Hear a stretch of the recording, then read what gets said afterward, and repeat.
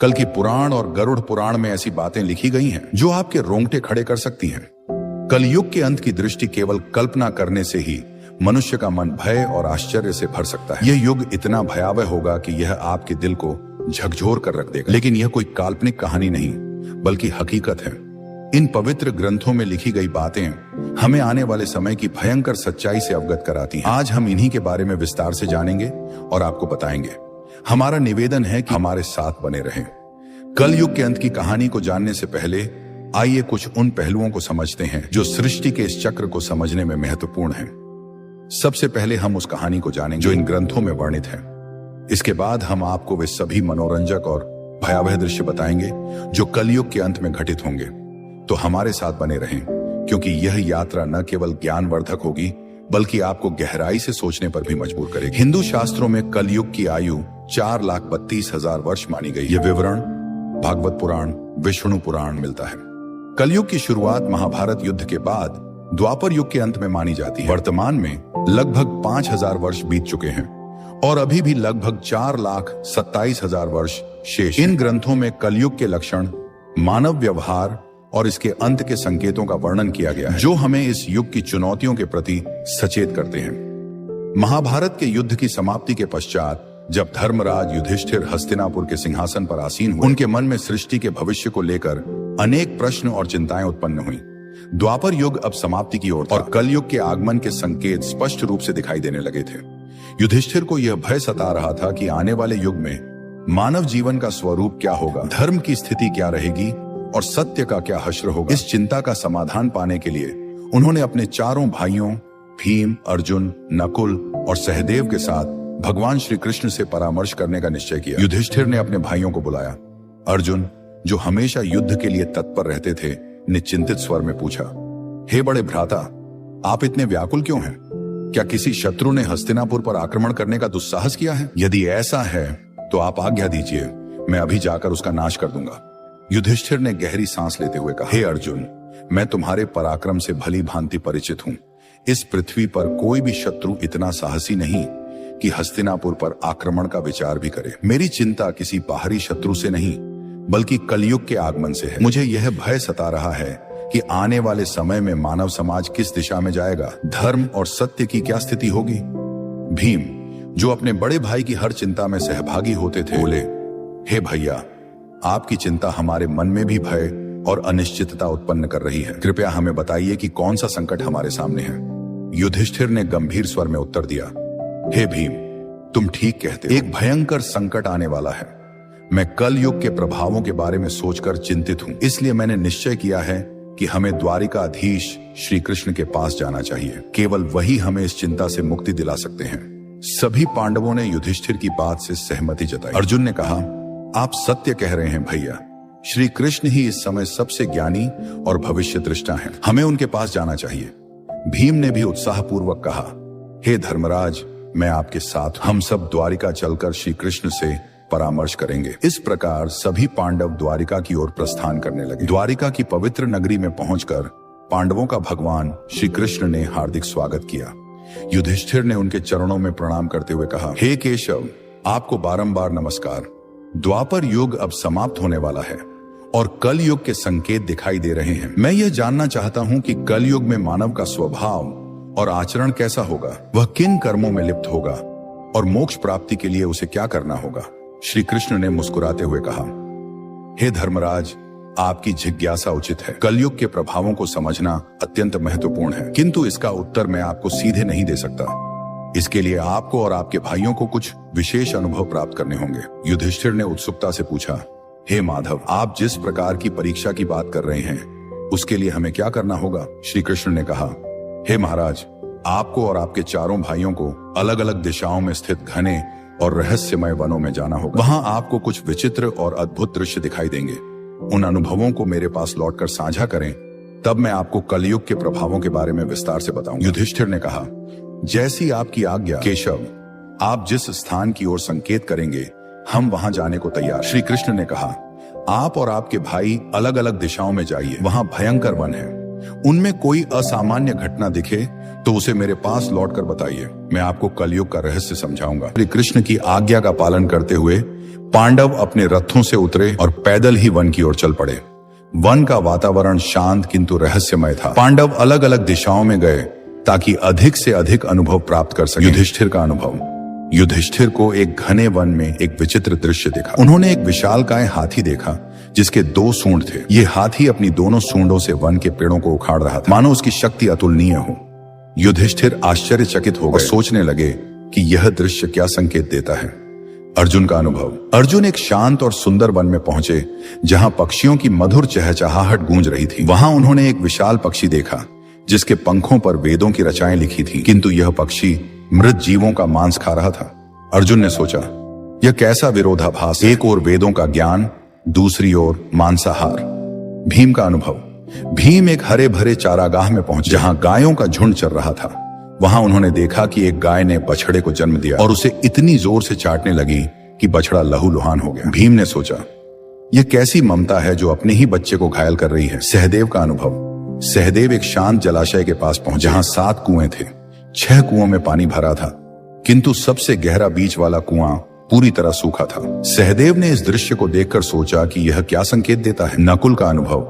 नकुल एक पर्वतीय क्षेत्र में पहुंचे जहां ऊंचे ऊंचे पर्वतों पर हरे भरे वृक्ष थे। उन्होंने देखा कि एक विशाल शिला पहाड़ से लुढ़क रही थी जो अपने रास्ते में बड़े बड़े वृक्षों को उखाड़ रही थी, किंतु एक छोटे से पौधे के पास पहुंचते ही वह शिला रुक गई। नकुल इस दृश्य से स्तब्ध रह गए।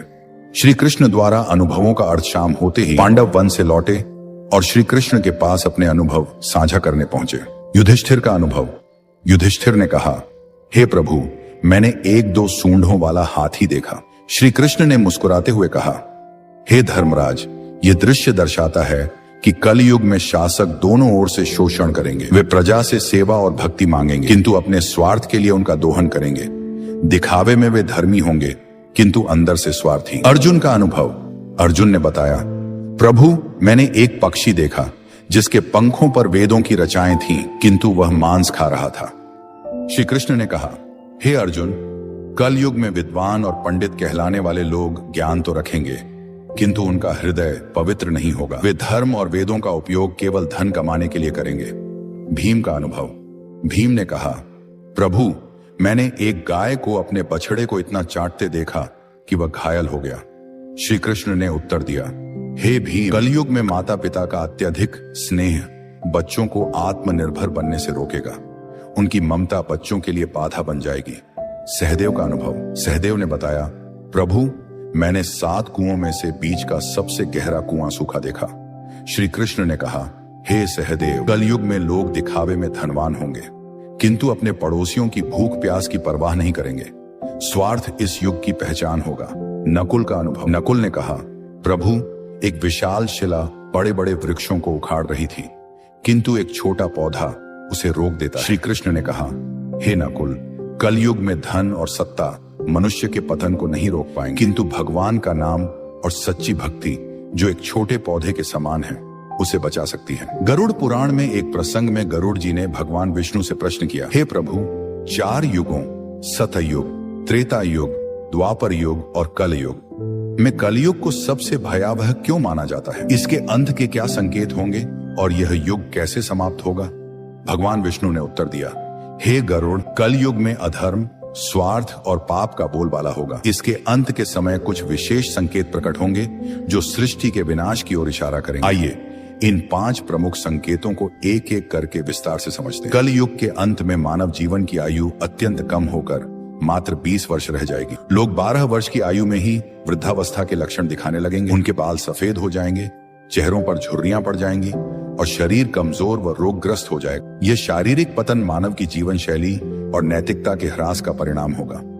लोग अस्वास्थ्यकर भोजन, अनियमित दिनचर्या और तनावग्रस्त जीवन जीने के कारण शारीरिक और मानसिक रूप से कमजोर हो जाएंगे। स्त्रियां 8 से 9 वर्ष की अल्पायु में ही संतान को जन्म देने लगेंगी, लेकिन उनकी शारीरिक स्थिति इतनी कमजोर होगी कि वे बच्चों का पालन पोषण ठीक से नहीं कर पाएंगी। बच्चे कुपोषण और कमजोरी के शिकार होंगे, जिससे समाज में अस्वस्थ और कमजोर पीढ़ियां उत्पन्न होंगी। इस कारण पारिवारिक और सामाजिक संरचना पूरी तरह चरमरा जाएगी। लोग अपनी भौतिक आवश्यकताओं की पूर्ति में इतने व्यस्त रहेंगे कि परिवार और रिश्तों के प्रति उदासीन हो जाएंगे। यह संकेत कलयुग के उस दौर को दर्शाता है जहां मानव की शारीरिक और मानसिक शक्ति का पूर्ण ह्रास हो जाएगा। समाज में अव्यवस्था, अशांति और अराजकता का बोलबाला होगा। लोग एक दूसरे के प्रति प्रेम और विश्वास खो देंगे और स्वार्थ ही जीवन का आधार बन जाएगा। यह स्थिति हमें चेतावनी देती है कि शारीरिक और मानसिक स्वास्थ्य को बनाए रखने के लिए संतुलित जीवन शैली और नैतिकता का पालन आवश्यक है। कलयुग के अंत में नैतिकता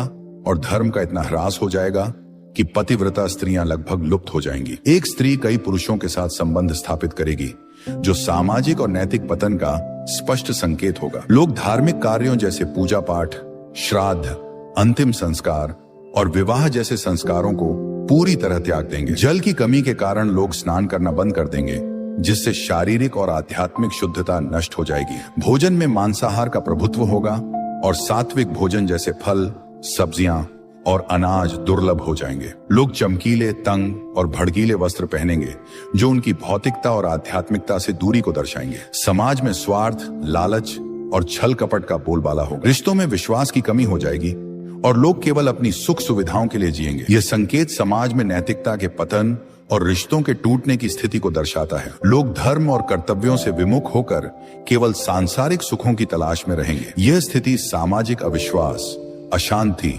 और अनैतिकता को बढ़ावा देगी। गरुड़ पुराण हमें सिखाता है कि धर्म और नैतिकता का पालन ही समाज को स्थिर और सौहार्दपूर्ण बनाए रख सकता है। कलयुग के अंत में प्रकृति का भीषण विनाश होगा। वृक्ष फल और फूल देना बंद कर देंगे और केवल शमी वृक्ष ही जीवित रहेंगे। लोग शाकाहार को पूरी तरह त्याग देंगे और मांसाहार पर निर्भर हो जाएंगे। भोजन तामसिक और रोगकारी होगा, जिससे लोग कम उम्र में ही बीमारियों का शिकार हो जाएंगे। गायों की पूजा बंद हो जाएगी और उन्हें केवल दूध और मांस के लिए पाला जाएगा। ये संकेत प्रकृति के प्रति मानव की लापरवाही और अंधाधुंध दोहन का परिणाम है। वनों की कटाई, पर्यावरण प्रदूषण और प्राकृतिक संसाधनों के दुरुपयोग के कारण प्रकृति का संतुलन बिगड़ जाएगा। वृक्षों का फलहीन होना और प्राकृतिक संसाधनों का ह्रास पर्यावरणीय असंतुलन को और गहरा कर देगा। समाज में भोजन की कमी के कारण लोग भूख और कुपोषण से ग्रस्त होंगे। यह स्थिति हमें पर्यावरण संरक्षण और प्रकृति के प्रति सम्मान की महत्ता सिखाती है। कलयुग के अंत में वर्षा अत्यंत कम हो जाएगी। खेतों में अनाज का उत्पादन बंद हो जाएगा और जो थोड़ा बहुत अनाज होगा वह छोटा, रसहीन और पौष्टिकता से रहित होगा। फलों में रस का अभाव हो जाएगा, जिससे लोग भूख और प्यास से तड़पने लगेंगे। केवल बकरियों का दूध ही उपलब्ध होगा, जो प्राकृतिक संसाधनों की कमी को दर्शाता है। यह स्थिति सामाजिक और आर्थिक संकट को और गहरा कर देगी। लोग जीवन की मूलभूत आवश्यकताओं जैसे भोजन और जल के लिए संघर्ष करेंगे। खेती और कृषि कार्य पूरी तरह ठप हो जाएंगे, जिससे समाज में भुखमरी, अशांति और हिंसा बढ़ेगी। यह संकेत पर्यावरणीय विनाश और मानव की लापरवाही का परिणाम है, जो हमें प्रकृति के संरक्षण और संतुलित जीवन की आवश्यकता की याद दिलाता है। कलयुग के अंत का सबसे भयावह संकेत होगा 7 सूर्यों का उदय। भगवान विष्णु सूर्य की किरणों में विराजमान होकर पृथ्वी का सारा जल सोख लेंगे। 7 सूर्यों की तीव्र गर्मी से संपूर्ण सृष्टि जलकर राख हो जाएगी। इसके बाद भगवान विष्णु रुद्र रूप में मेघ उत्पन्न करेंगे, जो 100 वर्षों तक निरंतर भयंकर वर्षा करेंगे। यह वर्षा सृष्टि को जलमग्न कर देगी और संपूर्ण संसार का अंत हो जाएगा। यह प्रलय सृष्टि के चक्र का एक हिस्सा है, जो संहार के बाद नई शुरुआत की ओर ले जाता है। जब पाप और अधर्म अपनी चरम सीमा पर पहुंच जाएंगे, तब सृष्टि का अंत अनिवार्य हो जाएगा। यह संकेत हमें सिखाता है कि सृष्टि का प्रत्येक चक्र एक नई शुरुआत का मार्ग प्रशस्त करता है और धर्म का पालन ही हमें इस चक्र में सकारात्मक योगदान देने के लिए प्रेरित करता है। भगवान विष्णु ने गरुड़ जी से कहा, यह विनाश केवल अंत नहीं, बल्कि एक नई सृष्टि की शुरुआत है। जब यह सृष्टि नष्ट हो जाएगी, तब परमात्मा अपनी इच्छा से एक नई, शुद्ध और पवित्र सृष्टि की रचना करेंगे। इस नई सृष्टि में धर्म, सत्य और आध्यात्मिकता का पुनरुत्थान होगा। केवल वे जीव इस नई सृष्टि में स्थान पाएंगे जिन्होंने धर्म और सत्य का पालन किया होगा। यह संदेश हमें प्रेरित करता है कि कठिन परिस्थितियों में भी सच्चाई और धर्म का मार्ग अपनाकर हम अपने जीवन को सार्थक बना सकते हैं।